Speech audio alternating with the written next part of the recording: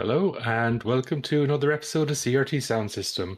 My name is Tom, and we're here talking about Tekken 3, and it is episode 86. Here with Reese, as always. Reese, how are you? I'm incredible. How are you, Tom? I'm fantastic, yeah. Really looking forward to talking about some Tekken. We've got a guest with us this week. Mike, introduce yourself. Hello, my name is Mike McGrath-Bryan. I am a journalist and features writer from here in Cork, Ireland. I'm currently a staff journalist for the Irish Examiner newspaper, as well as Cork's beloved Echo Metro Daily, as well as a features writer for the likes of Bandcamp Daily. I produce a radio show once a month for our local community radio station, Aisht, which also goes out on RTE2XM, one of our national broadcasters' digital specialist stations called Radio Maria, which handles all manner of new Irish music. And I'm just at the outset of a body of work in the literary sphere. My first essay went out there recently in a anthology of autism of writing from autistic adults called Wired Our Own Way via New Island Books, which spent a couple of weeks in the non-fiction bestsellers chart there over the course of the spring. Still available now from all good retailers, and otherwise just kind of fingers in a lot of pies, most of them half-baked. Fantastic. Mike, awesome. It's an honor to have you. I'm honoured to be had, thank you. So yeah, as I mentioned, we're going to talk about Tekken 3. Maybe, Mike, if you just want to introduce people to what Tekken 3 is, if they don't know, and why you chose it, I suppose. So Tekken 3 is the third installment in the now legendary fighting game series Tekken, created by Namco, now known as Namco Bandai, or Bandai Namco. I'm not too sure what way the corporate synergy is working in that regard. And it doesn't particularly matter in any event. It was released, first of all, in 1997 in the arcades, before receiving a home release in 1998 in various territories on the PlayStation 1. And over the course of the past couple of years, it's received various reissues across the PlayStation console ecosystem, I suppose you'd call it, including most recently finally being available on PS5 and PS5 Pro as part of the PlayStation Now, or whatever that loyalty scheme is, or the membership scheme is for PlayStation. We're a Nintendo household these days as well. But I suppose I chose Tekken 3 because, look, I got my first ever video games console in Christmas of 1998. That Christmas, that Tekken 3 made a massive impact on fighting games and on gaming in general that Christmas. And I mean, the PlayStation really was kind of at that crest of the wave that it had been riding for the previous 3 or 4 years, where it had achieved kind of that mainstream presence and that mainstream appeal that maybe video games hadn't garnered previously, except for maybe the Mario wave. And on the back of PlayStation becoming like mainstream cool, Tekken 3 kind of came through, having built on the initial 3D fighting mechanics of the first two, Tekken 1 and Tekken 2, 1995 and 1996, on PlayStation, respectively. Those two games having gone platinum and having served as technical demos par excellence for the potential of the PlayStation, Tekken 3 came in right as several other mainstream names or now regarded classics were either on their way or were set to be released. Metal Gear Solid, Ridge Racer Type 4, etc., were all making impact around that same time. And it was just a once-in-a-lifetime moment for video gaming as a medium. And I suppose I'll get into that bit a little bit later on, where maybe, it hinted at a potential for the video games medium that was never quite fulfilled. But for a 10-year-old boy looking at this at like the CRT telly in his uncle and aunt's house, it was a look into the future, really. That was just thrilling to witness in real time. And I suppose I chose the Tekken 3 soundtrack because of the audio element as to what this kind of uncertain future may or may not have looked like, but also because of the dichotomy between the two arrangements of the soundtrack that I suppose we'll get into over the course of this conversation. Absolutely, yeah. Awesome. I for my money, I was never a Tekken fan until much later. I was the guy who was like, oh, Soul Calibur is way better, or Soul Edge, I should say. Yeah, So that was like the, in the playground arguments, it was like, no, Soul Edge is the better fighting game, because it has weapons. I think was mainly my argument. But yeah, no, like I definitely remember that early sort of PlayStation wave, as you said, and yeah, Tekken was definitely a massive part of of it, and sort of a driving force behind it as well. And like a large part of that, as I've mentioned many times in the podcast before, is the way the music was. Like it added a coolness level to yeah, games that I don't think were there before, and like that was very deliberately courted by Sony, and obviously like their main guys who were like Namco and Konami at the time. I yeah. think were sort of the major publishers that they were sort of getting games from. And like, yeah, absolutely, just that cool factor. And like, we'll definitely talk about the guys who've made the soundtrack here, because they are some of the some all-time greats, worked on the Tekken soundtracks over the years, and Tekken 3 is no exception. You mentioned that cool factor as well, and I suppose there's a little story that kind of comes to mind. On top of all the other stuff I was just blurbing about there, I play Irish traditional music in a session in the city library here. And one Saturday we were talking about it. A bunch of the younger kids that kind of do go to these kind of beginner sessions were kind of in stall. And I believe it was around the time of the PlayStation's 30th anniversary. So they were talking about that update that had arrived on their PlayStations, etc. And one of them Oh piped yeah, up, yeah. my dad got the first PlayStation as like a wedding present when he got married around that time. And like I had to sit there and kind of tell them, and like I'm only 37, 38 years of age. I'm not accustomed to feeling my age just yet. Like I'm relatively lucky in that regard. But just trying, like, the look of bewilderment in their faces, when you mentioned to them that like Lara Croft was on Lucasade ads, or that She was Wipeout in was a magazines and huge thing. Magazines, but also like PlayStation's being placed in nightclubs to promote mm, Wipeout, or even subsequently to the winter of Tekken 3 and Metal Gear Solid. Look at the mainstream, I suppose, folderol around WWF SmackDown 2 and Tony Hawk's Pro Skater 2 in the mm. Christmas of 2000. I mean, it was a literal case of looking for hen's teeth on the shelves, especially in like small town Ireland where you maybe had extra vision and movie magic. And it was just, it must have been a bizarro world to tell them, because they're now living in a world where there's like one of these dust collectors under every television in the country. Yeah. No, I It's definitely really a remember moment those. Yeah. it's a moment that can't be replicated, just owing to, and not in a elder millennial nostalgia way, but just literally because the material circumstances are so radically different. Mm, absolutely. Reese, what's your Tekken 3 story?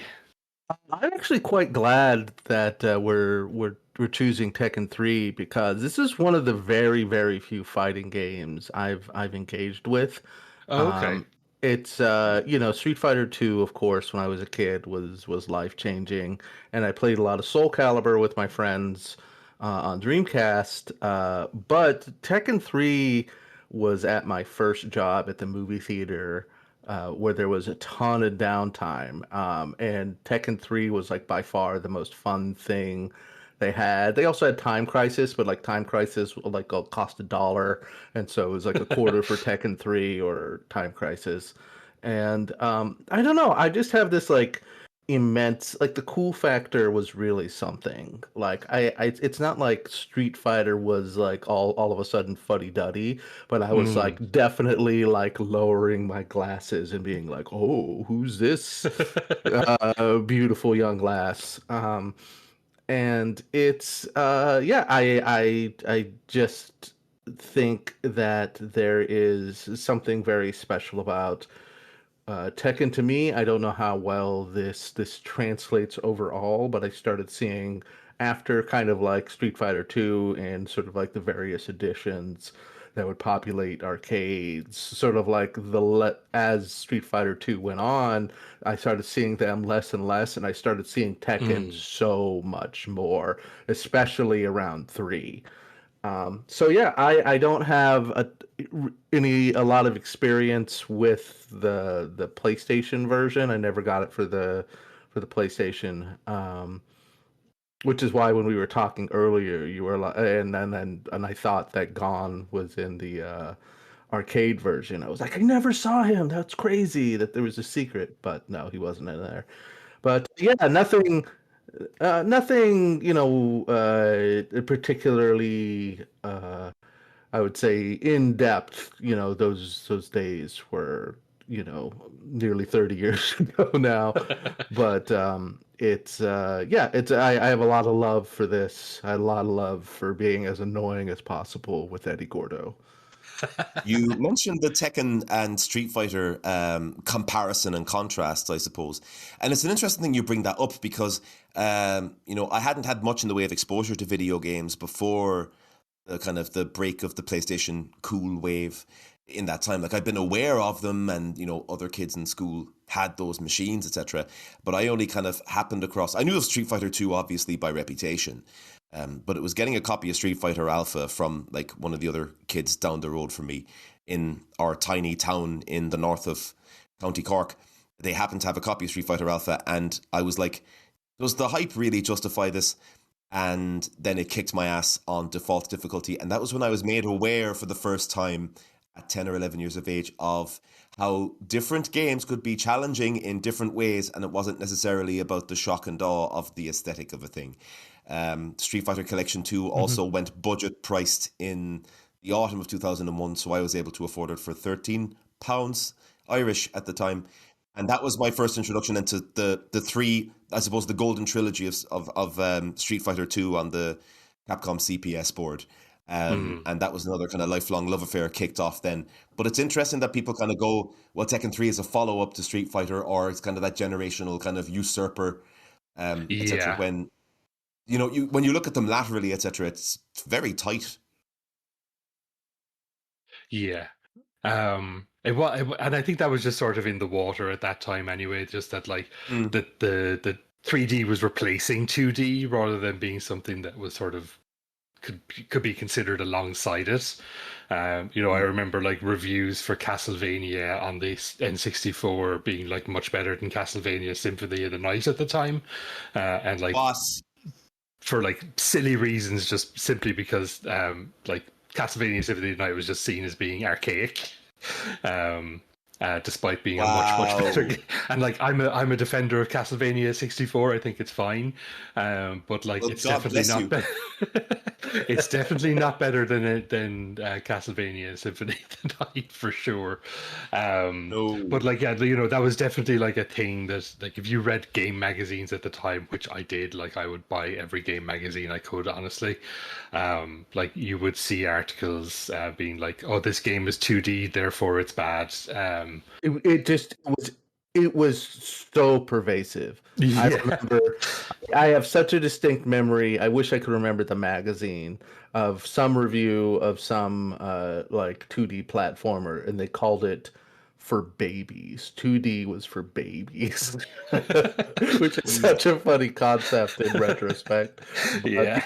That's how it was, but I do think that there was a 3D hysteria for lack of a better word, and I think that was reflected in Tekken, where you'd sit there like, oh, this is the future, this is the new cool one. And I think that's kind of like how like me and my little feral buddies kind of like viewed it. I was not a fighting games person at all, really, but like this was just like so cool. It kind of broke through. And it's interesting that you bring up again the critical response and that through line of 2D bad, 3D good throughout. Because even here in Ireland, aside from our relative lack of preponderance, I suppose, of gaming magazines, other than the UK titles and the odd intrepid Irish startup, it was very much a case of, well, you might remember, Tom, we briefly had a multi-format magazine of our own called G4, and it ran for about a year monthly. I was literally just trying to remember the name of it. I was mad into it because it was around the time the Dreamcast was launching, and the Dreamcast was again like a pay grade above what I thought I could get my hands on at the time. So just amply watching it through rather preferring the filters of like our own people, quote unquote, trying to run something when it was all coming from the same feeders of information in the first place, quite literally in the case of the official Irish PlayStation magazine, which is just a syndicated version of, or a localized version of the official UK PlayStation magazine. If you remember that. Yeah, I do remember that. Jesus, yeah, that's Yeah. Yeah, the G4 was. I remember buying the issue where they reviewed both Ocarina of Time and Metal Gear Solid, and like I just have vivid memories of just like looking at screenshots of Metal Gear Solid and being like, "Oh my god, video games have never been better." No, they haven't, and it represented a potential.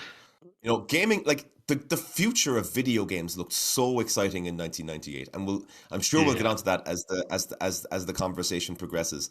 And that's the thing about speculation, is it can be anything you want it to be, and I suppose there's always going to be a degree of an inevitability of disappointment when the future actually manifests itself. But that's another conversation. Absolutely, Mike. I'd like to bring up real quick, in our Shadow Hearts episode, we kind of talked about this a little bit, but I just want to reiterate, and kind of doing my research for it, there was a big through line with people talking about Shadow Hearts in the reviews and stuff, and they're like, "Oh, this game's really fun. Too bad there's so many 2D elements." And it was like this. They were looking so far forward in terms of what video games could be. They were having a little trouble in the moment, which I think is interesting. And they just saw Tekken 3 and they were just like, "Damn, this is too fucking cool." Yeah, there's always that case of that. There's always that case of that game that kind of comes through, and for the following couple of years, everyone will go, "But it's not that game." Yeah, it's great, but it's not Street Fighter 2. Yeah, it's great, but it's not Tekken 3. And so many cool things get lost. I mean, I could be here forever talking about the gems I dug up in like the local video rental places that would have dotted like County Cork and the suburbs of Cork City. Saga Frontier 2 and Tombi being two of them that kind of come to mind right now. But this is the Tekken 3 episode. You'll have me back for the Tombi episode, won't you? You're not the first person who's mentioned Tombi to me, so we'll see. That's a surprisingly popular one. What is Tombi? Or did we wait? We just go past that. Known as Tomba in the US. Oh, okay. Yeah, part of that. There was a weird craze of like prehistoric games for whatever reason. Joe and Mac, I remember. Yeah, Joe and Mac and Caveman Ninja and Tombi, yeah. But yeah, I think we'll jump into the first block of tracks anyway, because I've got quite a few blocks here to go through. So first two blocks are from the arcade soundtrack. So two tracks I have here. First two by sanodg, and they are Paul Phoenix and Ling Xiaoyu. And then by BKO, I have the Nina Williams theme.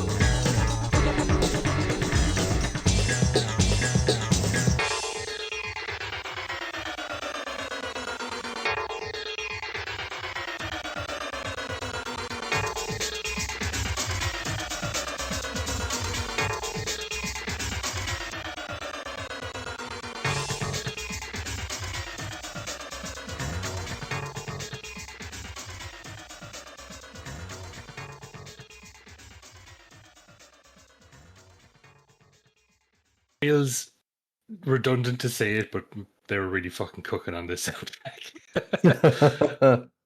I Absolutely. Yeah, I suppose I wanted to start off just by talking about the composers for the soundtrack. So, sanodg is an alias of Nobuyoshi Sano, who is like mostly a Namco guy, has been around for years and years. We've featured him before on the the Tetris the Grandmaster soundtrack. But he's also done like a bunch of other Tekken games, a bunch of Ridge Racer soundtracks.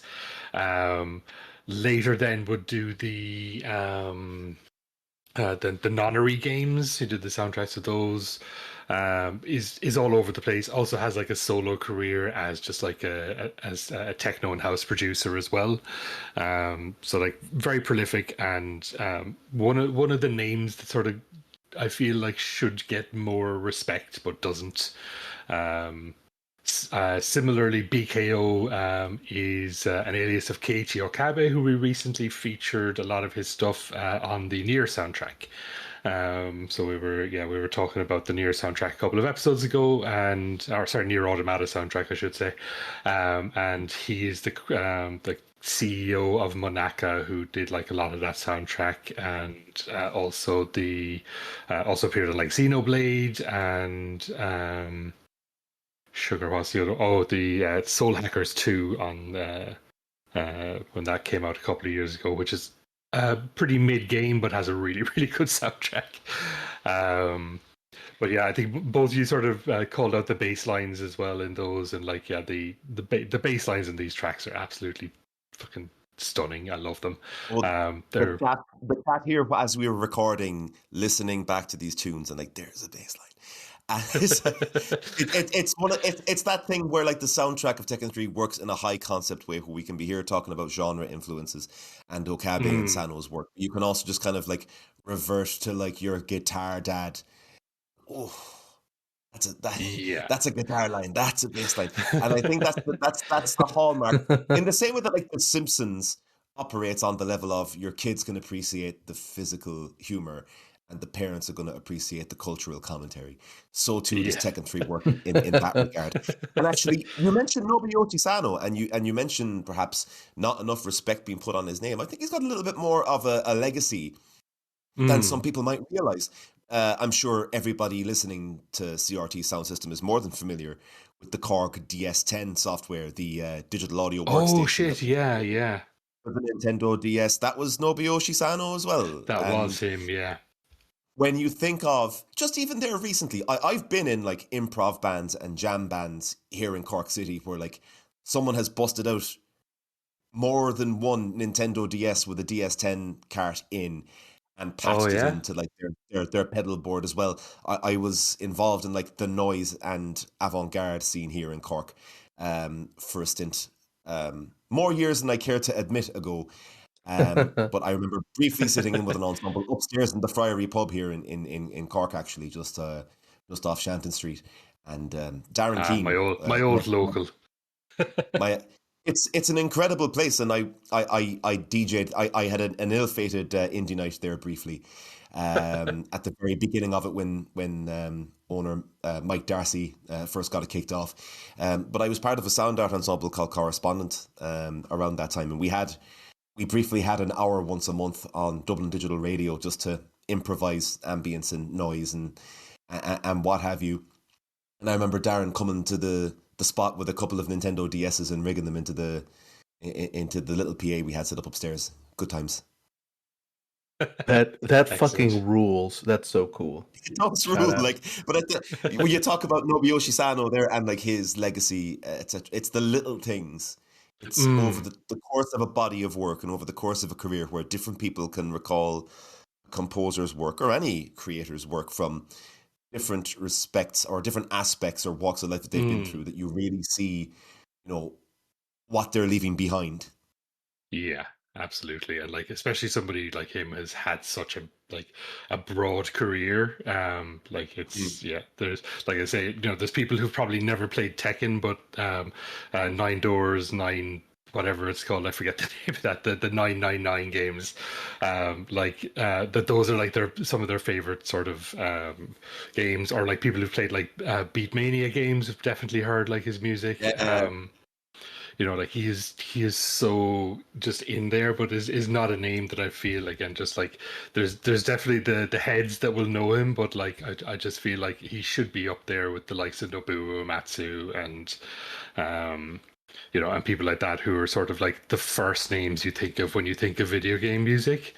Um, But the streets and I, remember.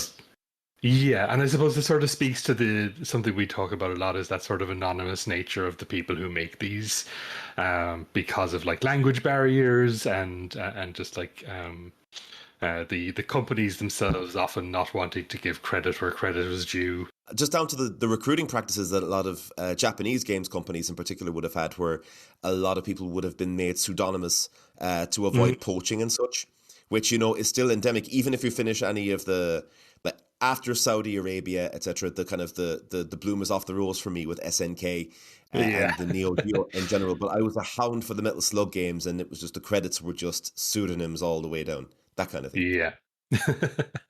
Definitely, yeah. No, it's something. I fully forgot about that Core DS thing, and I didn't even realize. Just to bring back, I didn't Oh, realize that people had been using it as like an actual instrument. I know that they yeah. did like a competition for it, where people would submit songs they'd made using it, but I didn't realize then that there was like I suppose like the Game Boy itself, or anything like that, where people were sort of using it. I suppose it is a fully featured music creation software. Like, it's not, Yeah.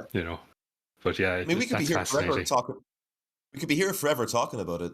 I even remember DJ Scotch Egg, the lad that was touring the world there with like a modded Game Boy and an LSDJ. He played what is now known as El Fenix here in Cork City, was the whiskey at the time, and I just remember just kicking myself for having missed it, because I think it sold out like within a day or so of going on sale, and this was 15, 16 years ago, before like the current retro wave. Mm. Yeah, that would have been early on. That's me as well with like Anna Managuchi. I had tickets to see them in Limerick, and for whatever reason I Ah, couldn't make it up that evening. And yeah, I was gutted then, because they were unreal apparently. And yeah, that was that early wave as well, of that, like the first sort of chip tunes as club music, or as music that people would play out. Yeah, definitely an interesting subject. I might have to get you back on to talk about that for sure. Tom, did you get to see Suichi Terada here in Cork? 2 year or a year ago for the Jazz, not this year's Jazz, but the Jazz before last. Dude that No, did like Ape Escape. Oh, he did like a DJ set I'm upstairs, I'm I did not upstairs in know that at Clancy. all. Uh, Yeah, he was. This is now like last minute, like, we and it was full literally crew. just did an Ape Escape episode. Ah, you could have had him on. It was a case. He was just upstairs, and like, for those who don't know, Clancy's is a little bit of kind of a stereotypical super pub here in Cork City, where downstairs is Mm. like your big meeting spot, but also like soup and a roll type stuff for like standard pub food, and like cover bands downstairs. And then upstairs, every so often, like the function hall gets used as like a gig venue. And it was just like this nightclub venue that was like sequestered away in like the corner of this complex of pubs. And it's just dude from Ape Escape like handing out um God, what is it? Paper cranes that he was making on stage while he was DJing as well, and just eating through the classics. I have one upstairs. Still, he Oh signed it my for me as well. goodness, He's lovely that's fella. amazing. No, I wish you never told me about that, because I usually don't pay attention too much to the jazz, because it's Yeah, chaos. yeah, But but no, that's the no. kind of thing that. But the jazz is the kind of festival that lends itself. The Cork Jazz Weekend, for those that aren't familiar, is Cork City's biggest annual music festival. And despite its name, it draws all sorts from all across the genre spectrum. And it is one of those Mm, things where you really have to keep an eye out for what kind of gets confirmed in the couple of weeks prior, because you really don't know who's going to turn up on tour. yeah. That's disappointing, but sure. Uh, Uh, I'll have to keep an eye out for it next time, I suppose. At the Anamanaguchi show here in Seattle, it was really fun because a lot of people brought their DSs and were holding them up and using them as you would a cell phone in any Oh, other incredible. concert. Just taking Now, pictures and stuff. It was great. was that back in the day, or are we at that second wave of kiddies for whom the DS is retro and they're turning up at shows, ironically recording gigs in 3D? I don't feel it was ironic, but the crowd did trend a little older, but there were definitely some kids with who love the old hardware, the old stuff, because it's superior to the new stuff, and can't argue. I mean, how long Yeah, ago was this gig? 'Cause you see them now and they're touring the Scott Pilgrim soundtrack.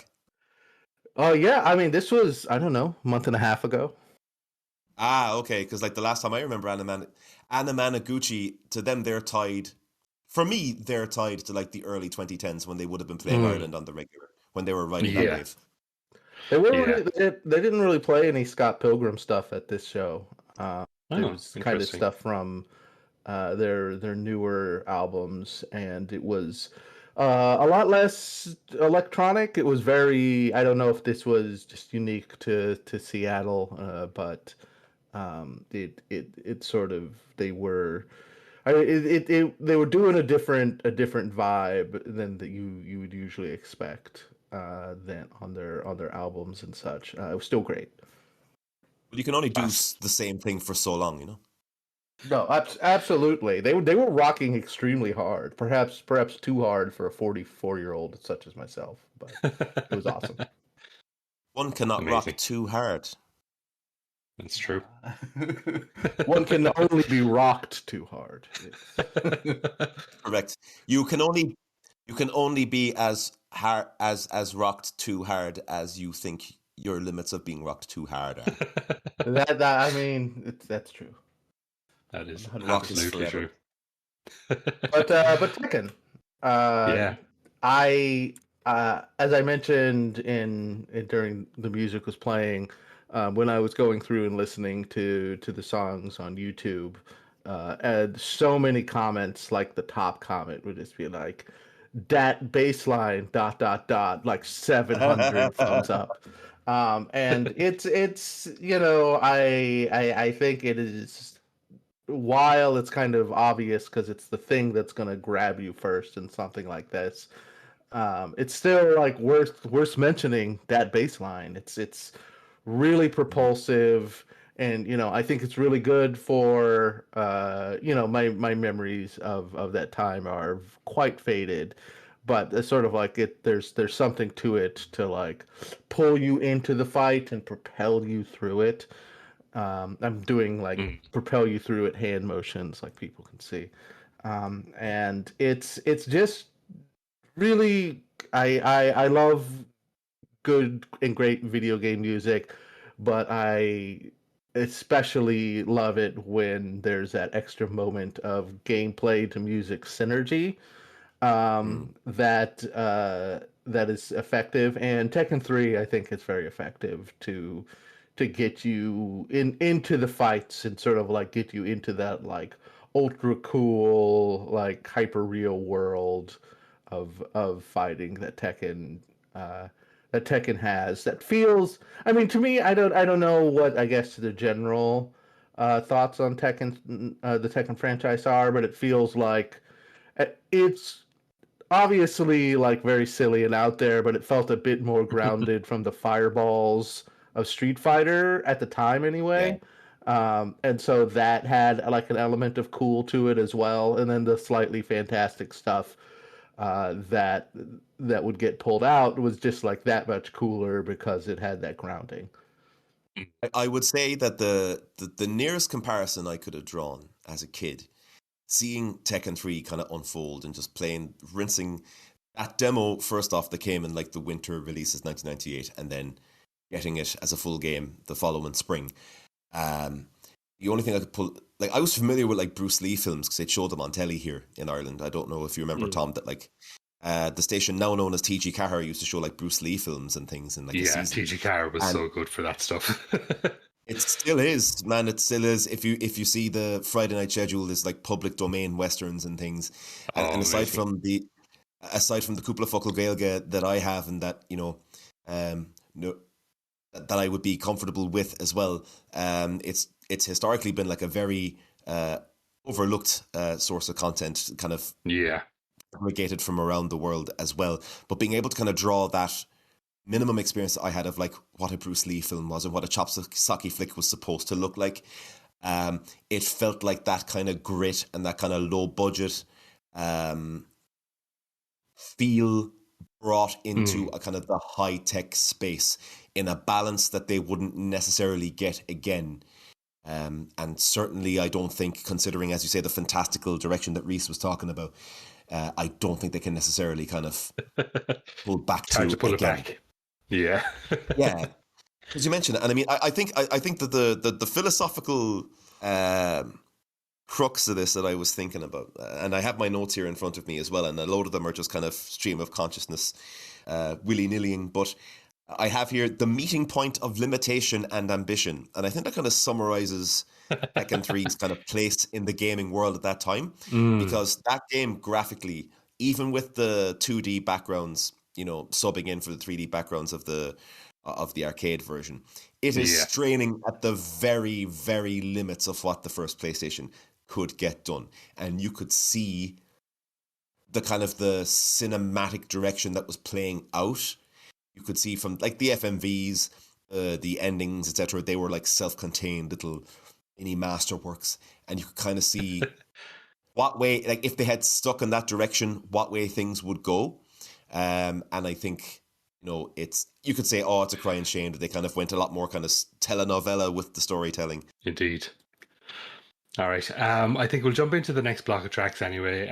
So I've just got 3 more from Tekken 3 Arcade. All of these are by sanodg. So first track is Hidden Characters, for Hidden Characters. Then we have King, and then we have Heihachi's theme.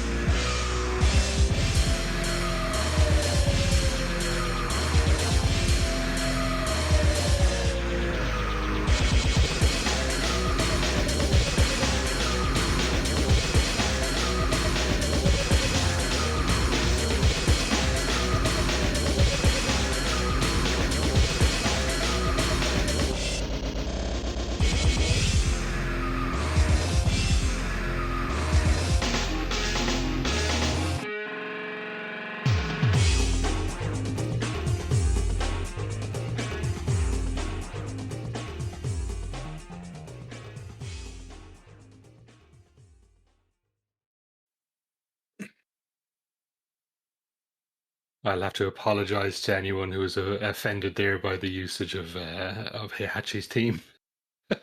Uh, just memories of being spammed, like the bittersweetness of like something that's like, oh shit. That's familiar, but also I'm about to get axe kicked into oblivion.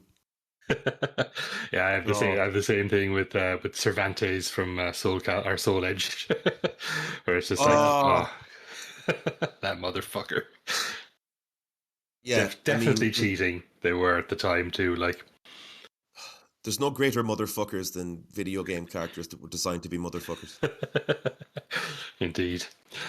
One thing I did want to jump back to actually just in the previous thing, because we're going to move on to the PlayStation soundtrack. We've been obviously listening to the arcade soundtrack, and we talked a little bit about the differences, but something Reese mentioned was like the gameplay to music synergy. And I suppose before we move away from the arcade, I like, it's something worth talking about with regards to like arcades, is just like the way games sounded was so important in terms of like catching your attention.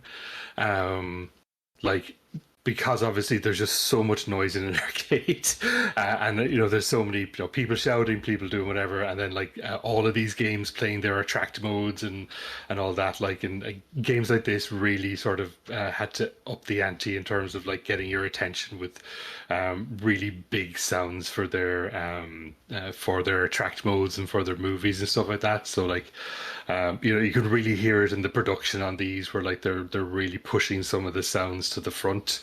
A lot of those heavy guitars, just because those are the kind of sounds that'll cut through an arcade quite loudly. Yeah.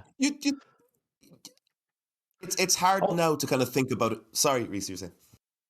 I just wanted to say also to at my theater so many years ago, the arcade was kind of like tuned to be pretty quiet, even though we didn't have like it wasn't nearly as loud being a movie theater. Um, but still, like the music came through so like vividly, because for the same reason, where it's like Tekken 3 in that arcade seems so much more real than any of the other games, just because it would like ring true. Yeah, thank you. I think the big thing about it is, like, very comparatively few people would have experienced Tekken 3 in the arcade versus the home. That's just the reality of Tekken 3 being a million billion squillion seller at its very height. And it's nearly difficult now to appreciate, just as you say, Tom, how much those certain samples upon which songs were built had to be brought to the front, but also had to strike that balance, as you say, catching attention, somebody walking past her in a busy environment, versus maintaining that musicality, which is something that Tekken 1 and 2 were also quite good at. It wasn't just, noise for the sake of noise. And surprisingly, compared to the PlayStation soundtrack, the arcade one, it's I'm not going to say it's a lot more laid back. It's maybe a bit more kind of up tempo in certain ways, but it's a lot more kind of subtle in its instrumentation and in the way that the songs are kind of crafted. There's more of a groove to it, I think. There is, yeah, and I think that suits the arcade for where you've only got maybe 30 to 90 seconds of attention going as well. I believe Video Games Donkey referred to the arcade version as more chilled out, more cooled out by comparison. And it's just fascinating then that Reese mentions the gameplay to music synchronicity being upped to the absolute scut for the PlayStation arrange, because that is a study in maximalism, I suppose you would say, in audio, not necessarily for its own sake, but in a way that would have actually, in a way that would have actually grabbed people by like their frontal lobes in an arcade, had that version of it been released. Yeah, absolutely. I don't know if I ever saw Tekken 3.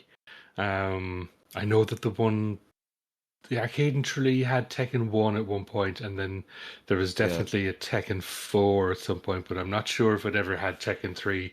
All the arcades in my hometown closed down sort of before the 3D game craze Yeah. started. So like, I definitely remember like the Street Fighter elements of the arcade, but you'd have to go all the way into Tralee then to actually to play an arcade. Then sort of by this time, so like I do remember the bowling alley had Tekken 3, or sorry, Tekken and what was the other one that they had?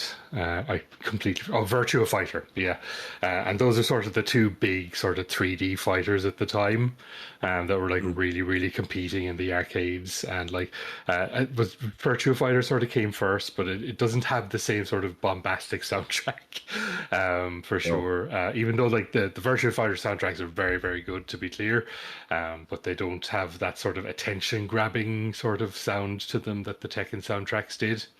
And again, You were like it does lucky. go back to that. Oh, go ahead. Yeah. I was going to say you were lucky in that, you know, like.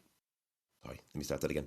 You were relatively lucky in that, like, I heard reports of like a Tekken 3 machine in like County Clare or someplace, and also like a room rental to play Neo Geo consoles on. Whereas, like, in the north of County Cork in the late 90s, early 2000s, all we had were like two machines in Donrell in County Cork, which is a town kind of further into the mountains of the north of County Cork, where one pub had Super Hang On, the actual like riding on the bike one, Oh, class. Sega System 12, and then Tomo's up the road had like a Midway Badlands machine, like the top down racer thing, and Yeah. even in a time of like 3D gaming at home, you'd still be Ermwin and Wicca, finding these things in the wild and having a cut off them, like. Yeah.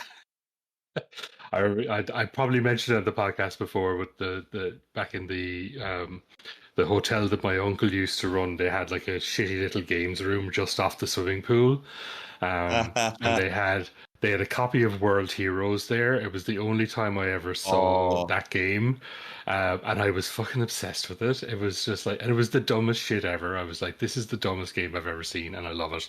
And like I would bring it up to people, and they'd be like, "What the hell are you talking about? What is World Heroes?"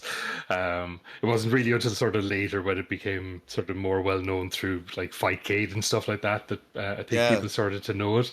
But that was like one of my sort of arcade games as a kid that I would just be like gravitating towards, even though it was not a very good game.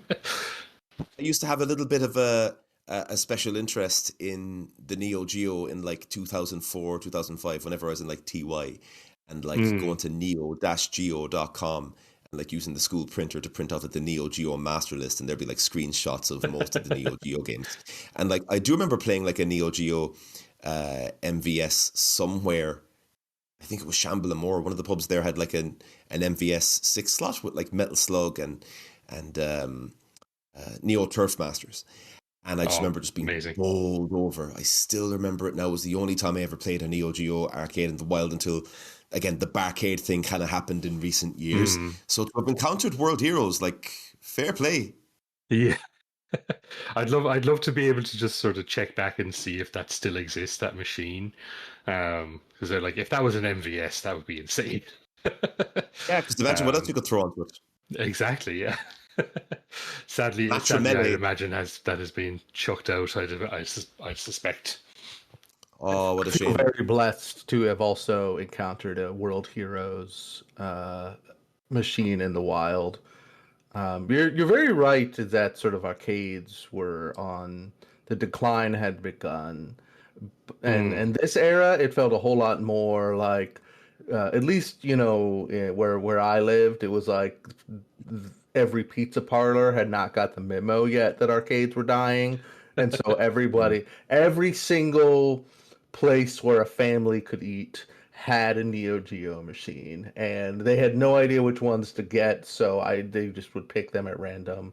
It felt like, anyways, and but I feel like I those started having the Street Fighter 2 machine was ubiquitous, but it felt like Tekken more and more was starting to replace it at this time before it just died entirely. But yeah, it's interesting, the kind of like the cultural shift this was a part of, not just in terms of the nerdier sphere, but just sort of like the big picture macro look at arcades, where this was sort of like, I won't call Tekken, the last great arcade game, but it certainly sort of like was part uh, of the Grim Reaper machines visiting arcade to arcade a little bit. For sure. You Yeah. mentioned that, all right. You mentioned obviously that change in how the arcades were perceived as the home consoles began overtaking them. And even that mentality of like, the arcade at home being the archetypal thing to experience, that being surpassed, obviously, aside from being a big factor in taking out Sega as a home player, as they just were unable to kind of deal with the multimedia onslaught of the Sony machine, or Nintendo's kind of core fan base as well. It's fascinating to mention that, as you say, arcade, like, I don't even think, Tom, there wasn't really any dedicated gaming arcades full stop in Ireland by that point. It had all been, as you say, in bowling alleys, the likes of the Coliseum here in Cork, and they had been kind of relegated to a sideshow.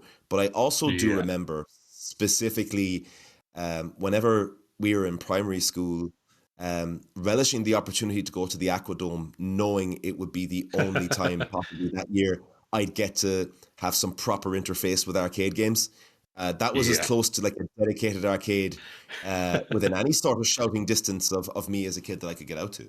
The Aquadome being a swimming pool / water attraction in Tralee. Yeah. That's a bit of a trek from North Cork as well, too. I'm telling you, but that's what made it so special. That and the lazy river. Oh, yeah. I mean, I used to only have to come in from Dingle, so it wasn't too far for me to go, thankfully. It was real special when you get to go on one of those trashy kind of Gaelco arcade racing machines that they had in there. Oh, my goodness. And I thought they were Irish. I Oh, didn't really?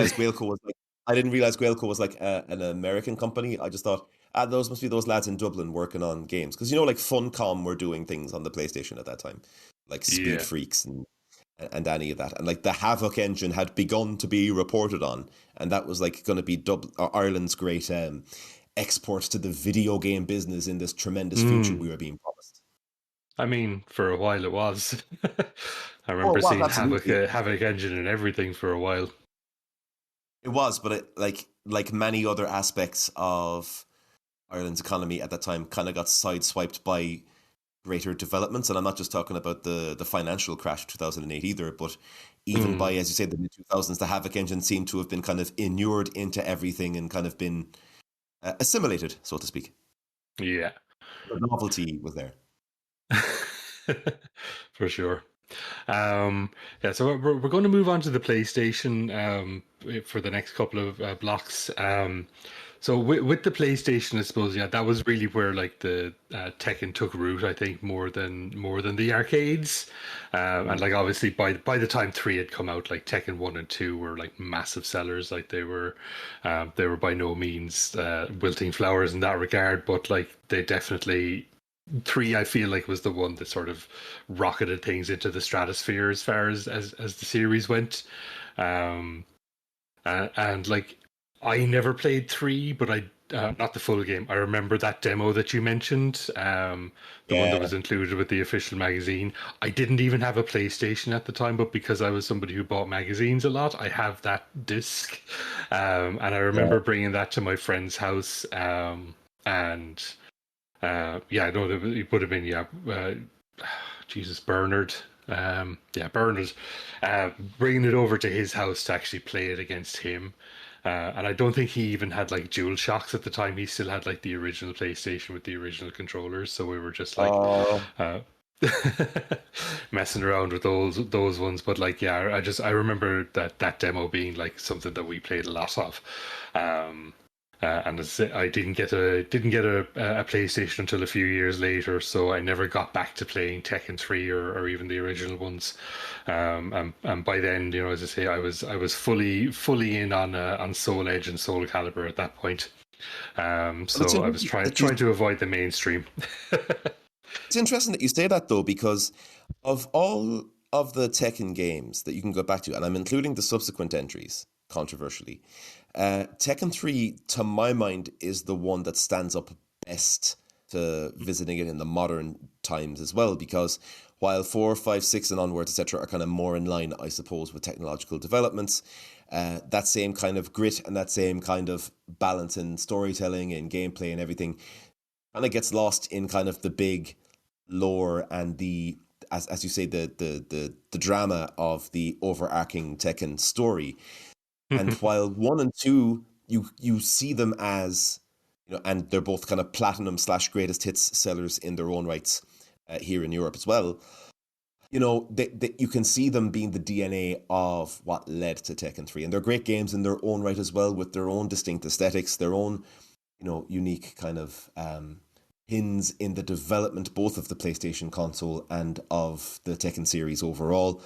But it's 3, to my mind, that, you know, is ageless. And from, you know, again, Christmas 1998, that being kind of my first proper like in-person contact with a home console game, and it was already, you know, the PS1 running in high resolution mode, that sense of what the future could be, and especially that big beat soundtrack that we'll get into, and how, you know, the soundtrack for the PlayStation Arrange soundtrack kind of had its Venn diagrams with wider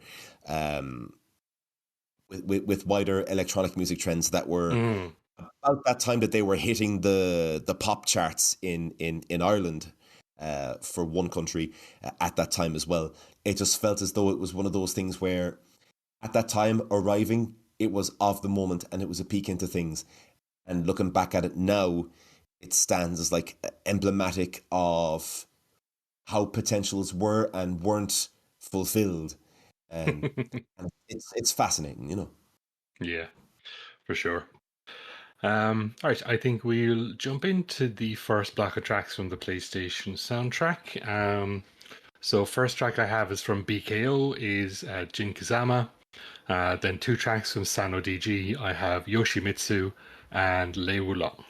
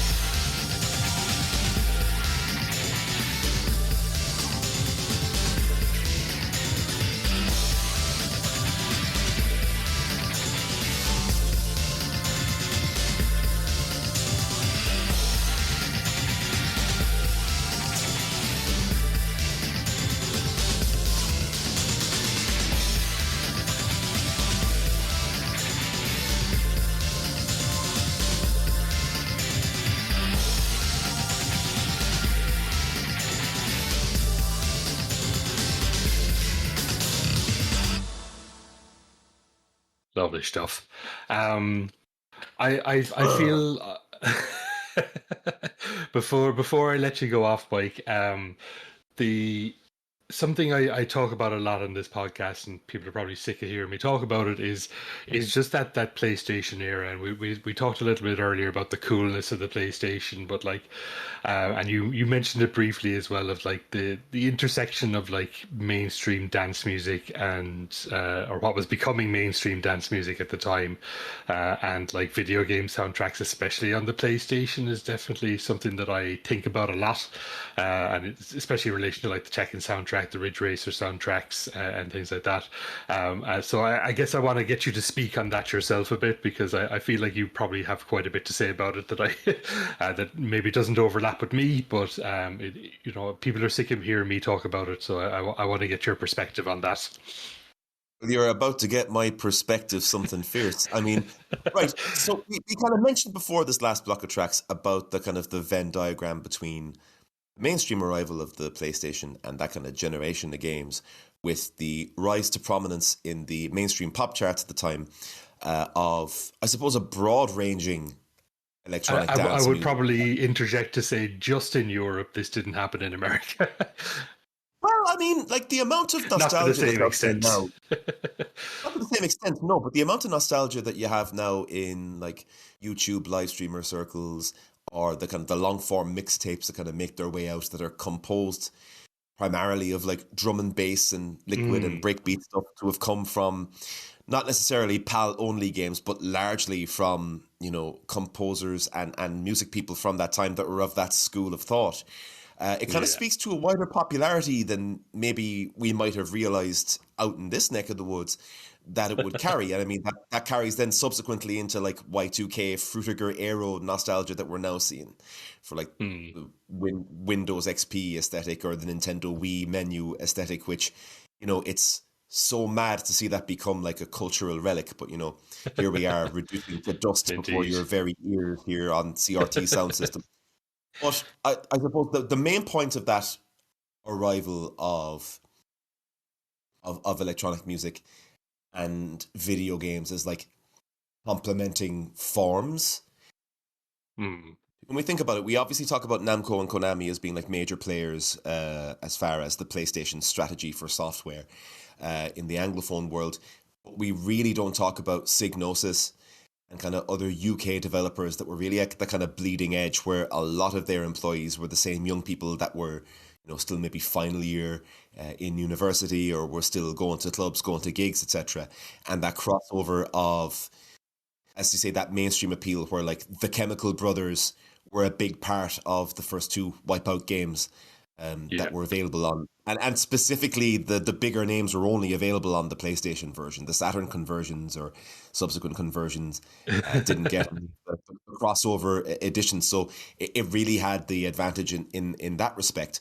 And by 1996, 1997, the Chemical Brothers are everywhere. The production duo responsible for a ton of the dance music classics in their time that took the kind of a big beat dance music sound that's kind of so evident, specifically in Nobuyoshi Sano's work, and kind of crossed it over with little bits and pieces of psychedelia that were kind of inherent to the English countercultural imagination to create something that was, it burned brightly but briefly. Same with the Prodigy. I remember Wipeout 2097 having Prodigy's Firestarter instrumental, which, that was Christmas in 1996. And, I cannot convey to you, if you were not there, how massive the Prodigy were in their time, to where like tabloid newspapers were saying, oh yeah, like Keith Flint there with like his hair up in devil horns, he definitely is a Satanist. Or was it April Fool's Day 1997? Was it the Irish Sun were like, well, you never saw Keith Flint and Ronan Keating in the same room, did you? And it's these kinds of things where like these musicians, these producers were at the peak of their kind of their mainstream currency, for lack of a better term, on the crest of a wave of things that like kind of came off as more authentic, quote unquote, than they maybe would have before.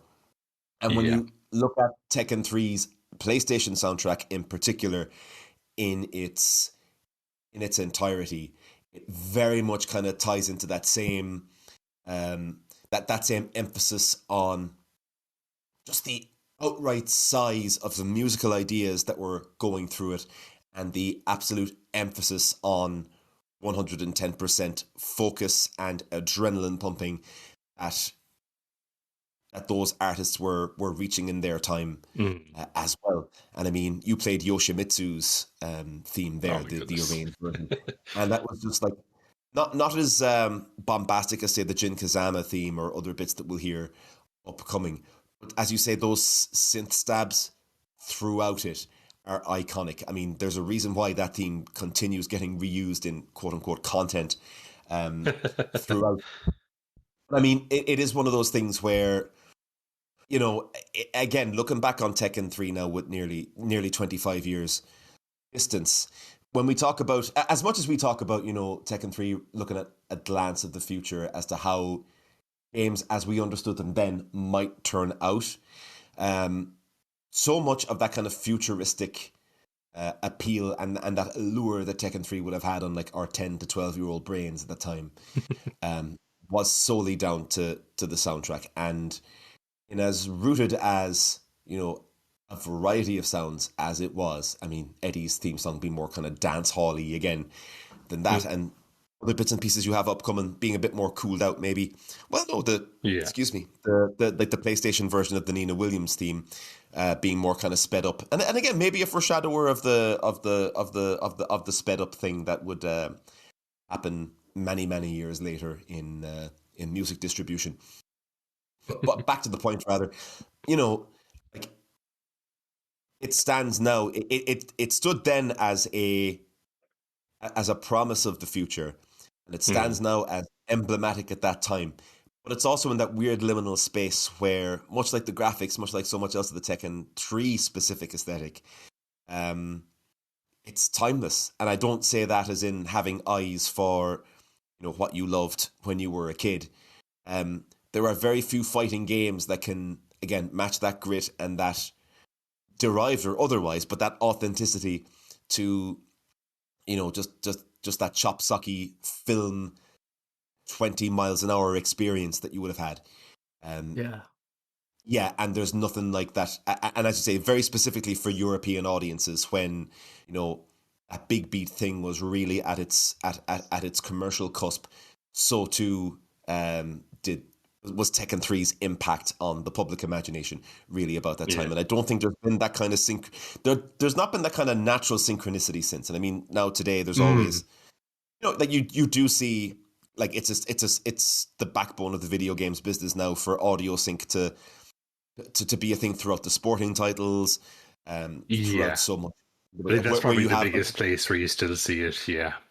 Yeah, maybe not so much now in terms of like, you know, at action adventure or role play, except for maybe, I don't know, isn't Trent Reznor scoring an upcoming Naughty Dog project? But insofar as that to me is the peak of, like, I suppose, an authentic or an organic synchronicity between popular culture, video games, and the musical maelstrom of its time. Because people were able to take what worked about it. And it happens with all countercultures. It happens with all kind of alternative waves in any form of culture. People will see what works for them or what resonates well with people and distill it and kind of remove it from its original meaning to the point where it becomes, you know, cliche. That to me is kind of unalloyed PlayStation 1 end of the century aesthetic. Absolutely. I feel like one of the most memorable moments in cinema to me, hilariously, is in Fast and the Furious when that guy pulls up and he's playing the PlayStation. He's playing Gran Turismo in the car right before he's about to race. And you know, like, it's a little silly, but for a video game system like that to be presented as cool, as something that was, you know, we goof on it now, but this was, you know, the first one had, I would say, was well respected in sort of like, you know, carhead culture, and it kind of signifies to me that like there was a huge sea change with the PlayStation in terms of how video games were perceived. It was the first time that it was not it wasn't something that would get you beat up anymore. It was, you couldn't have that scene with Mario Kart. I mean, today you could, but I think back then it wouldn't work without the like bleeding edge cool aesthetic that PlayStation managed to hit. And I think that you're right that music is almost solely responsible. There's a lot. The games obviously had a very important quality. The 2D to 3D stuff was very compelling and captured a lot of imaginations. But that was a little bit more for the people who are already gamers. But Yeah. the music, I think, was something that, and it's not just the switch to fidelity, it's this ability to embrace this these styles of music that games traditionally up until the PlayStation's point were not doing as much. It was a little bit more uh you know uh it tended to be a little bit more on the Nintendo side of things, where the melodies had a pleasing aesthetic, and then there was stuff like Doom and other games that would like go for these different genres. But it not until the PlayStation, I think, did we start having this cultural impact that to the point where like people would start buying soundtracks to games, and you could successfully sell a soundtrack to a game. And I don't think that was happening a lot before the PlayStation. Well, it's interesting you mentioned that now, because here in Europe it was maybe a little bit of a different story to why Nintendo ruled the roost in the US in particular. Funnily enough, it was the Sega Mega Drive that won the console wars of that generation out here.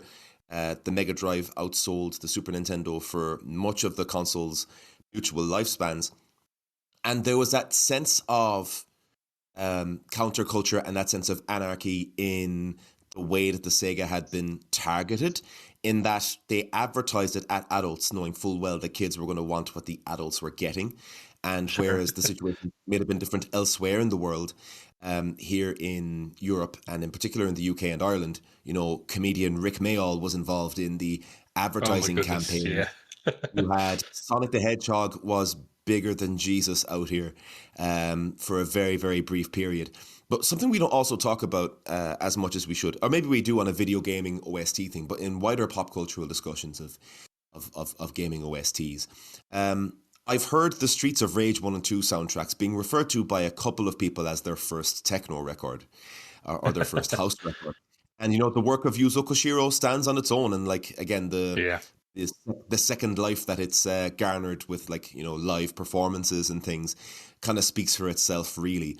But you're definitely correct, Reese, insofar as, again, taking the groundwork that had been laid for a more mature audience or a more tuned in audience away from the specky Four Eyes archetype of what a video gamer was supposed to be, and bringing it into that main arena. The PlayStation did Trojan work in that regard, and as you say, so much of it was down to the aesthetic and sonic choices of the producers of their time that likewise were plugged into the wider world, as opposed to just kind of operating within their computing bubble as per a couple of generations prior. Yeah, for sure. Yeah, I think like Sony definitely courted that, and like they were very smart about sort of about how they sort of pushed those two things together. Obviously, you mentioned stuff like Wipeout and Gran Turismo came up as well. But like, I remember even stuff like you'd see screenshots in magazines, or not screenshots, but like photos of like they'd release games and they'd release stuff at nightclubs. Like they were deliberately sort of linking these two concepts together as like, these two concepts of cool as being like part one and the same thing, and as I say, it's part of that counterculture thing, and also part of that sort of like the people who were playing video games as kids in the playing on the Nintendo were now 18, 19 and going to clubs. So they were Sony was very deliberately sort of courting that sort of audience through the music and through the aesthetic and everything. And that was such a major part of it, and it was obviously very smart on their behalf, on their part. So it was definitely a big success, and it's something that stuck with me from back then. Yeah. As I say, just I remember looking at like magazines and stuff like that, and being like, "This is the coolest thing ever to see!" Like a bunch of people at a club playing Gran Turismo or whatever. Yeah.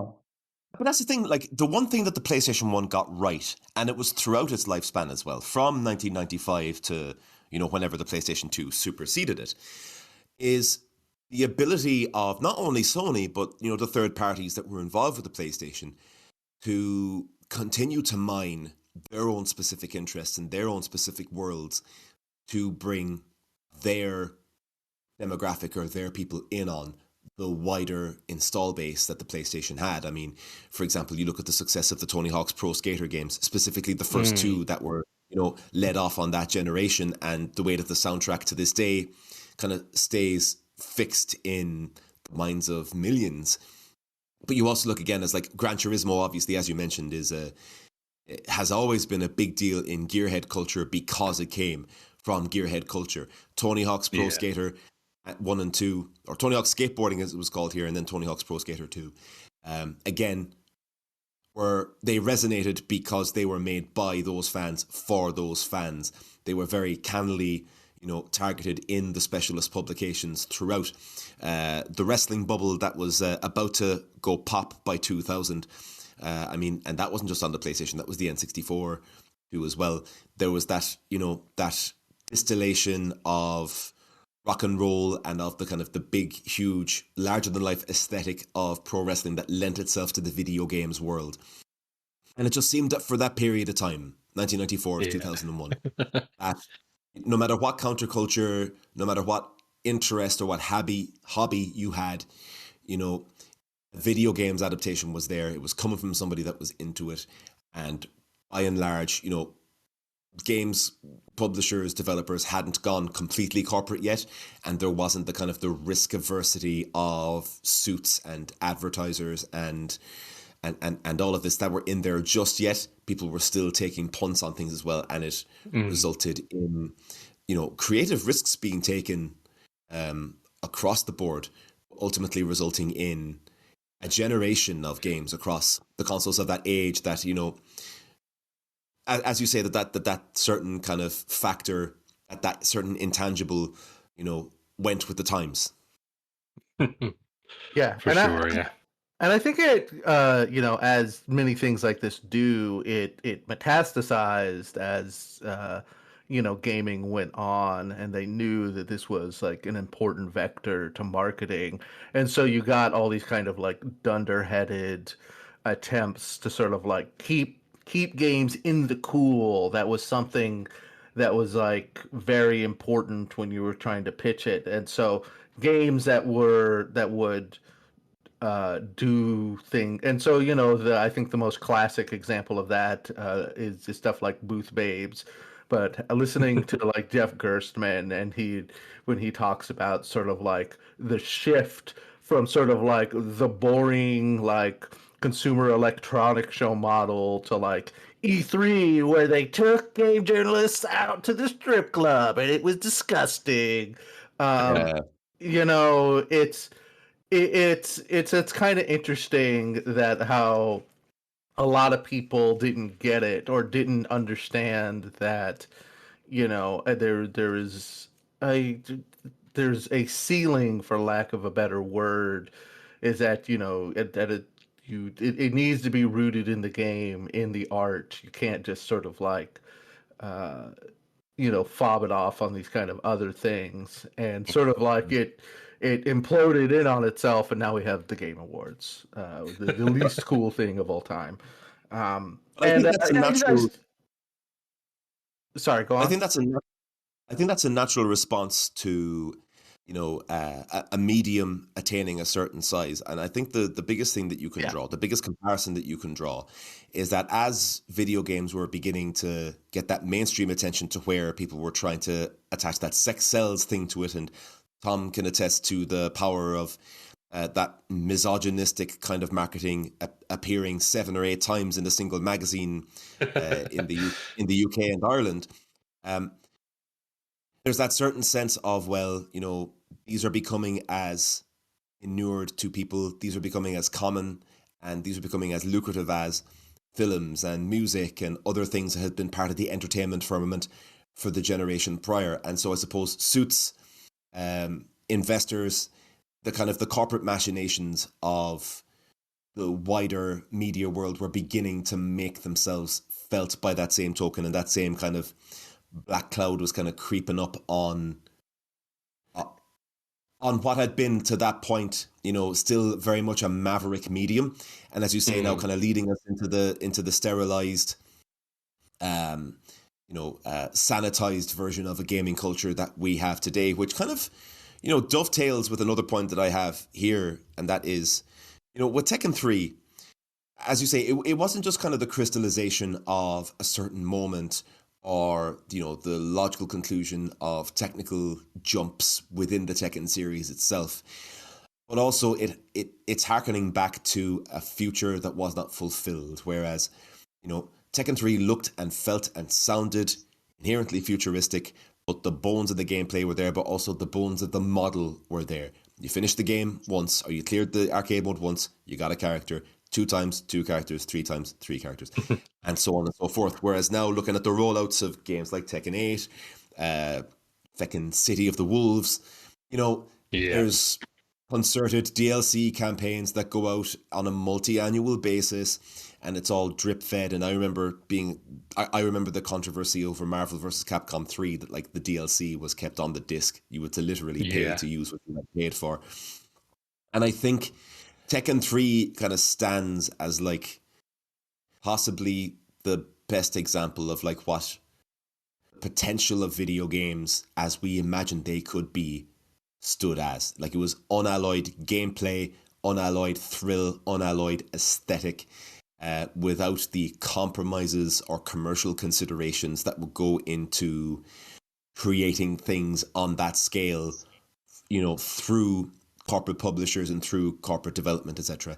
That, for better or worse, and you could easily, say to me, old man yells at cloud, and you could be correct, but, for every incremental advance from the onset of DLC to microtransactions to now the encroachment of AI on development, that every single one of these kind of harebrained ideas that these suits have that are disconnected from the joy of picking up a good game with a good gameplay engine and a good buzz around it, it's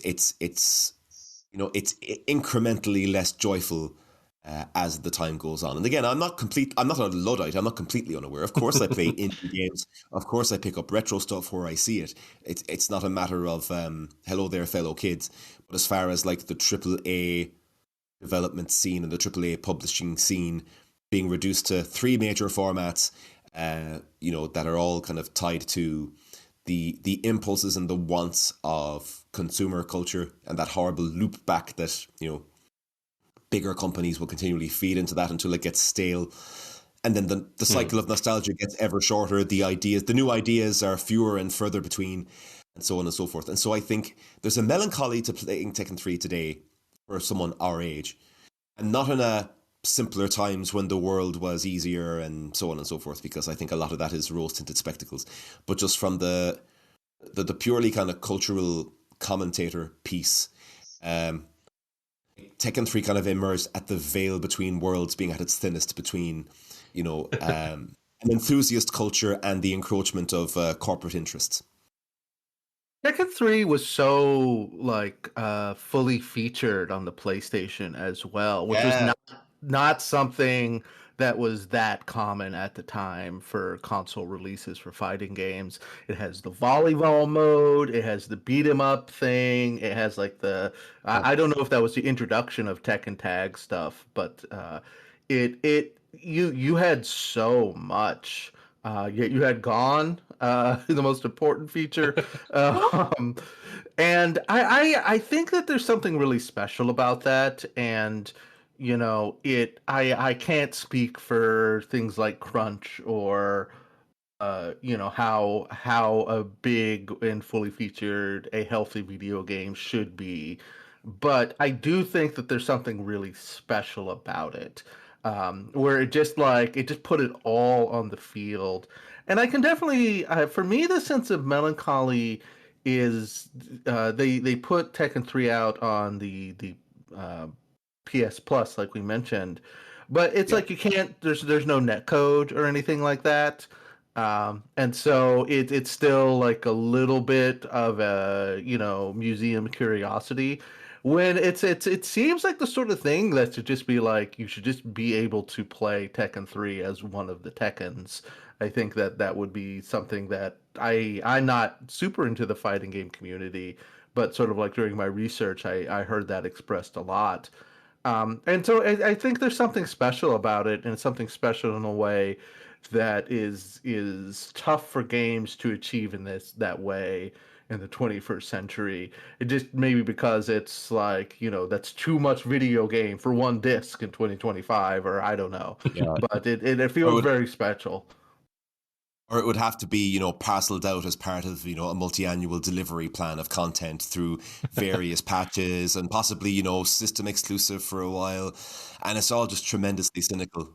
And I think as much as people want to say Tekken 3 kind of resembles a museum piece, it is to an extent insofar as it's looking back at when the video games business was less cynical overall. No, I mean we can look to. I haven't you know tell me if I'm out of turn here, but we can look to Tekken 8, which I understand is a very fun version of Tekken, but it has DLC, it has that stuff bolted onto it, and a game is always, even if it's understandable, I'm not like gonna boycott any game with a, a pass like that or whatever, but it feels like so annoying to have to deal with. Like I remember when I was playing Guilty Gear and I was like, "Oh, this is on Xbox Game Pass." This was before I boycotted it, and everybody was boycotting it. But and I was like, "I'll play it," and I was just like, "Oh, I can't play as Bridget."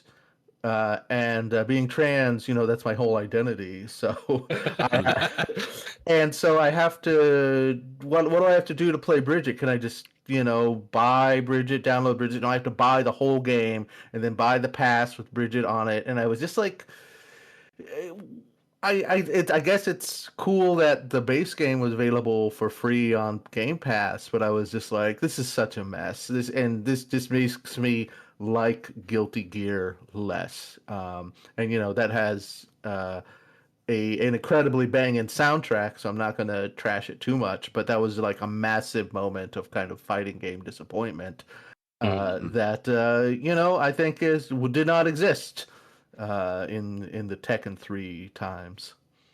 But I also think that's that change from, that's that change in mindset on a developer and publisher perspective from customer value to shareholder value. Now it's how can all the opportunities to maximize profit be fully taken advantage of. And that's endemic to the live entertainment world, to music, to films as well. It's not just gaming, sadly. It's something else to say there now, but I'm after forgetting it. I'm sure it'll come to me before the end of the show. That's all right. We'll probably have to jump on to the next block of tracks anyway, because we're definitely running long on this one. Not that I'm complaining, but I don't want to keep you here too late either. It's near for some behind the scenes. It's nearly 1 a.m. here in Ireland. Yeah, it's getting a bit late. We'll jump into the last block of tracks from the PlayStation soundtrack before we have a few fun remixes. So I have 2 tracks from BKO, which is Eddy Gordo and Nina Williams, and then Reese's favorite, Gone, and that track is composed by Minamo Takahashi.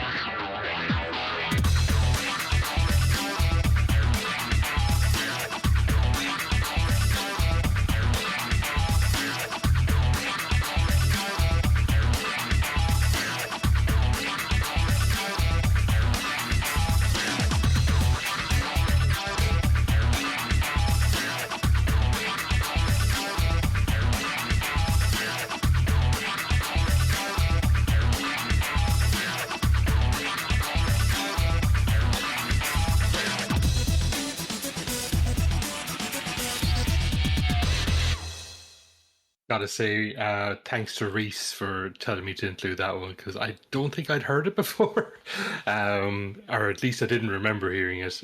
Certainly, when I was doing putting the track list together. But yeah, that Gone track is great. What the hell is Gone? On Gon is sorry, you probably know better than me.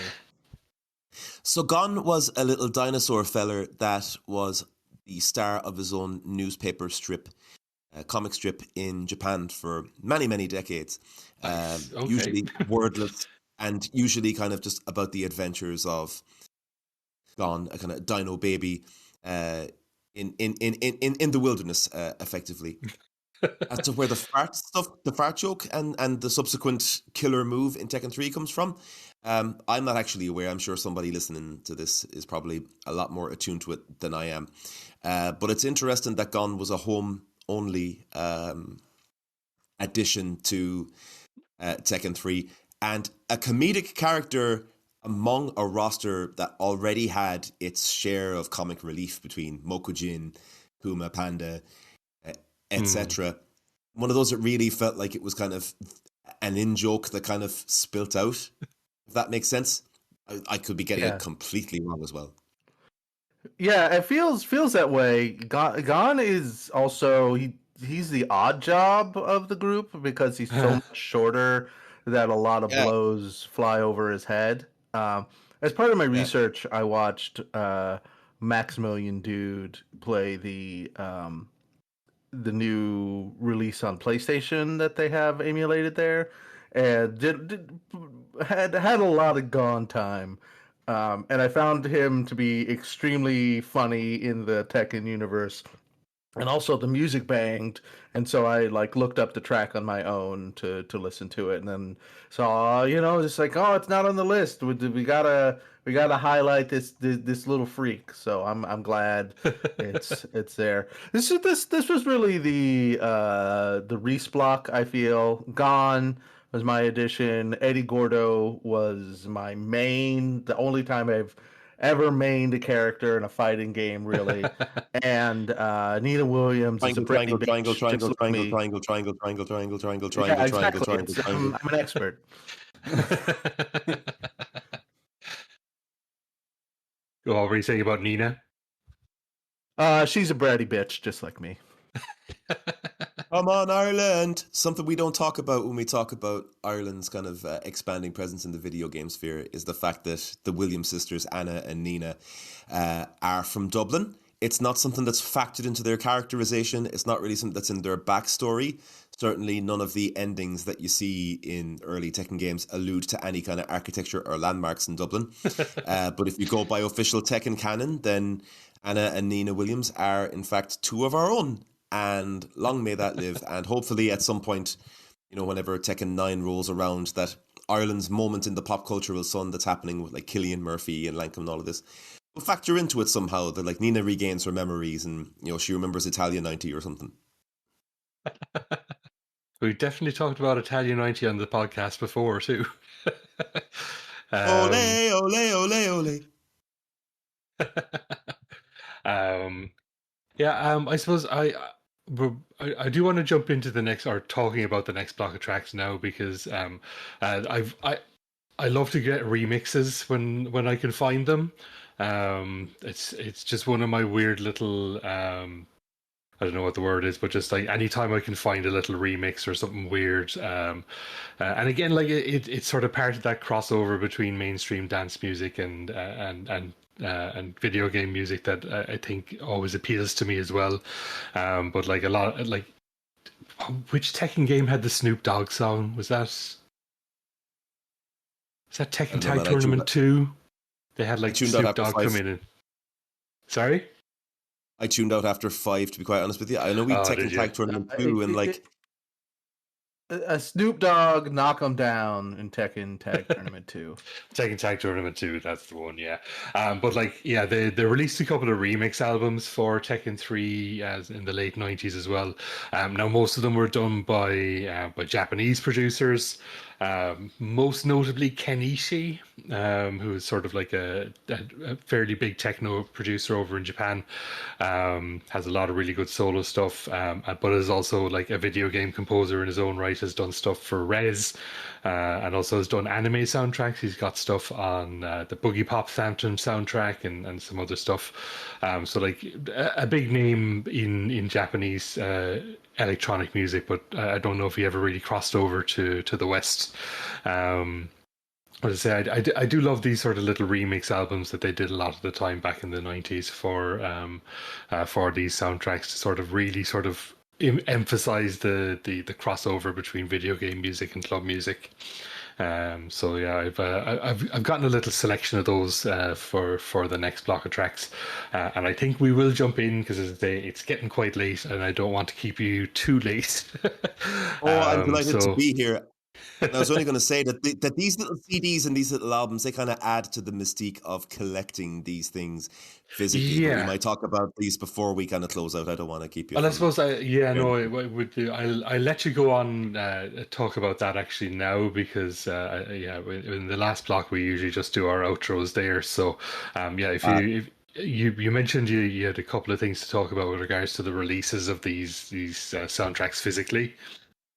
Right, so first things first, obviously, when you put your Tekken 3 CD into a non-PlayStation CD player, you get a track that's upcoming. I'm not going to spoil it, but it's a special one, which is also present on all of the domestic releases on CD or otherwise of the Tekken 3 soundtrack. And obviously, the Tekken 3 arcade soundtrack, 001 EX, and the Tekken 3 PlayStation soundtrack 002 are the two big ones that are kind of desired or most collectible among video games OST people. They're also incredibly pricey when you can find them in the wild, and I know I haven't happened across them at a price that I like, especially not on the internet. But I am always keeping my eye out for the day when I can find the arcade CD release in particular for under 40 quid in the wild. Holler at your boy if you have one. Taking up space somewhere on your bookshelves. In the between times as well, the Namco, under the name Namco Sound Team or Tekken Project or some other kind of generic name where, of course, the composers didn't get their proper credit. Namco uploaded the Tekken soundtracks onto streaming services where there's a very specific couple of specific errors in the uploading. First of all, the Tekken 3 soundtrack is erroneously listed as for a PlayStation 2 version, and you know they're not just referring to the Tekken 3 arcade ROM that's on the Tekken 5 disc. Oddly enough, also the sound the album artwork doesn't line up where it's a PlayStation 3 or 4 render of one of the characters with PlayStation 1 Tekken 3 logo on it as well. It seems as though whoever's keeping the lore out in Namco Towers, Bandai Namco Towers, or whatever they're calling themselves now, they're not really taking much care of the IP, and you see that again with like their staunch refusal to put any of the Ridge Racer stuff out on Wax. And on the topic of Wax, the original Tekken trilogy and subsequent entries were all released on LP. I don't know that they travel very far past Europe. I just remember releasing them in Europe, where my partner very kindly got me the Tekken 3 4LP box for Christmas a couple of years ago. And it is tremendously packed. It's like this beautiful kind of 4LP box set with this lovely big OB strip that kind of covers over the left side of it as well. It's all very much in keeping with the deluxe packaging of an LP from Japan. One or two little nitpicks I could pick up is, obviously LP is a weird format to be publishing electronic music on. Not inherently, but just in terms of making a massive track list like this fit. And so across the 4 LPs, you have circumstances where some of the PlayStation arranged tracks are at the end of a long sequence of games from the arcade. So if you're really one of those kind of sticklers to just want the arcade or the PlayStation soundtrack, obviously maybe maintain your digital playlist.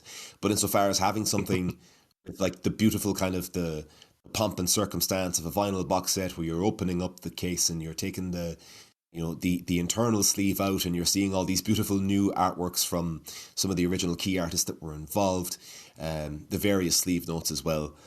It is a tremendous package overall if you're willing to kind of swallow the cost, as well as the health warning that you probably shouldn't be DJing out with it, lest you be peering over a very kind of otherwise quote unquote disjointed track list. But yeah, overall, it's not as bad as the Tekken 2 one though, which is the PlayStation 1 intro to Tekken 2 missing, which would be the whole point for many of us of owning a Tekken 2 soundtrack. But I digress. Indeed. 1 in the morning. All right, so we'll jump into this last block of tracks anyway. So first track, again by Minamo Takahashi, and is remixed by Akio Milanpaak, and the track is Dr. Boskonovitch. Then by sanodg, remixed by Ken Ishii, we have Ogre. Then by sanodg and Michihiro Nakamura. And Naoki Hayami, and remixed by Abo, who I've never heard of before, but that one is the Paul Phoenix, and that is from So there's two remixes, two remix albums. One is the Tekken 3 7 remixes, and the other one is called Tekken 3 Battle Tracks. So if you're looking to track those down for more remixes, that's where you're going to find those.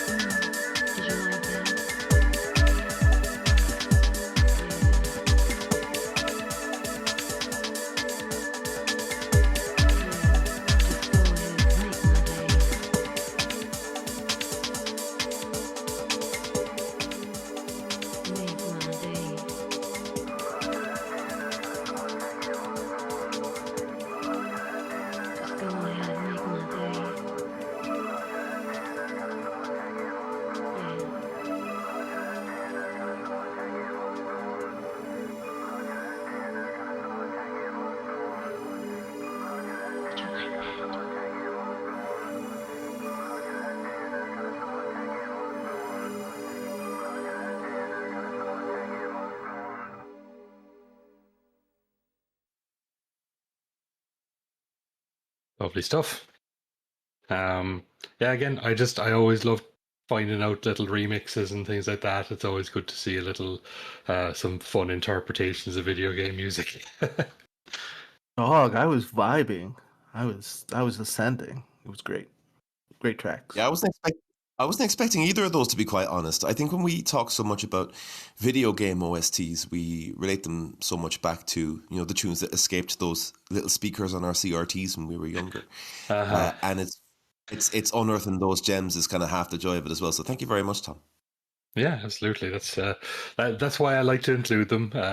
Just like these little tracks that people probably wouldn't have found, and it just it's always a joy to just sort of find these little weird little oddities of the fact that like the Japanese video game music space is so much broader, and at least it was in the 90s, than like it is over here in the West, where like you will get people just like like a full jazz remix of or jazz performance of the F-Zero soundtrack, or an acid jazz Chrono Trigger remix soundtrack, or whatever else you want to talk about. Like there's so much stuff like that you can go into that like just never really would come out here, because we just didn't have that culture.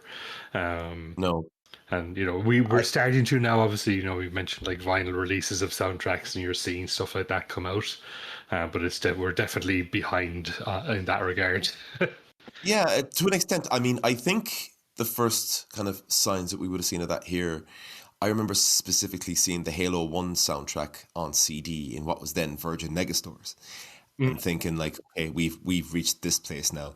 And obviously we can get into the gaga of like traveling orchestra shows and various novelty live shows as well. But there was a little something satisfying during the pandemic of seeing the RTE Concert Orchestra with full live stream onto RTE Player and their YouTube.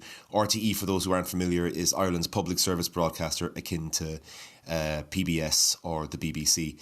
And for a little country like ours that maybe hasn't had so much in the way of a role in the wider video games medium, bar a cult classic involvement in different ways, and we can talk about that another day. To see RTE Symphony Orchestra be led by a phenomenal conductor for video games live, whose name unfortunately escapes me at this wee hour here in Ireland, in our national concert hall by our national concert or symphony orchestra in the middle of the pandemic. It's those little moments that don't go unnoticed. Yeah, for sure. I think with that we'll sort of wrap up a bit. I think. Thanks so much again for joining us, Mike. It's been a real pleasure. We had a real journey in talking about so many different subjects. It's going to be. Thank you so much, Mike. It's been incredible. Yeah, we'll definitely have to have you back. Anytime. I'll send you the short list of games that I'm willing to talk about, and only those games. Of course, yeah. and 10% off the top in future of all Patreon episodes on the Patreon intake on the months in which episodes I'm involved. 10% off the top before tax. Thank you. Of course, yeah. Very, very important to establish your terms. Do you have anything you want to plug coming up? I know you mentioned the book come out a while back, and is there anything else that you've got going on that you want to direct people towards? So of the things that I can talk about at the minute, my name is Mike McGrath-Bryan, and I'm a features writer and journalist. You can catch my writing the odd time in the Irish Examiner and in the Echo, two of Cork's proudest media exports, as well as occasionally finding my writing on Bandcamp Daily, the written content end of the indie music store phenomenon. As you were saying there, Tom, my work is among the over 20 or so others from the Irish literary and journalism scene that appears in Wired Our Own Way, which is an anthology of writing from autistic Irish adults, available at all good bookshops in the UK and Ireland, and I'm sure available for online order, both at bookstores and in libraries and such, wherever you are in the world. A couple of other things coming up in the new year that I'll be able to talk about in due course, so if you want to follow me, it is Mike MCGB, MIKE MCGB Reese.bsky.social if you want to catch me where the sky is blue, and Mike_MCGB if you want to catch me on Instagram. Otherwise, I have my own little radio show that premieres once a month on Aisht. So that's aisht.radio, the Irish for listen, called Radio Maria, and that generally goes out on the third or fourth Wednesday of every month. But if you're listening closer to the time that this releases, RTE2XM is currently broadcasting my shows so far this year on a weekly basis every Sunday at 5 p.m. 2xm.rte.ie. I'm sure there's plenty more that I'll be spamming the goofing off chat for CRT Sound System in due course. And I'm thanks a million lads again for having me on. Lads, gender neutral. Reese, what have you got going on at the moment? As a gender neutral lad, I have this podcast, CRT Sound System. You might want to check it out if you haven't already. Also, I have Video Games Are the Worst Thing on Earth, a video game politics podcast that is very much leftist and mentally ill. Nothing to do that. Go ahead, sorry, Reese. No, that's it. Hell yes, video games are the worst thing on earth. Absolutely. And as for ourselves, we can be found on Patreon at patreon.com/CRT Sound System. We've got a link tree. Just go to linktr.ee/CRT Sound System if you want to find any of our socials there. You can follow me on Blue Sky as 4push.bsky.social, and come hang out in the Discord. We would like to hang out in the Discord. It's fun in there. If you want to come on the show, give me a shout. Give Reese a shout. If you have anything you want to talk about, we're always open to having new guests on the show for sure. We love to hear people just talk about shit they love. Thanks so much again, Mike. Everyone's always giving Tom a shout. Feeling a little left out, but yeah, so give me a shout. I think I lost it there for a second, but I'm back. We're going to finish off with this last track, which is, let me pull my notes back up here, just called Staff Roll. Thanks again, Mike. Thank you, Reese. And thank you, everyone, for listening.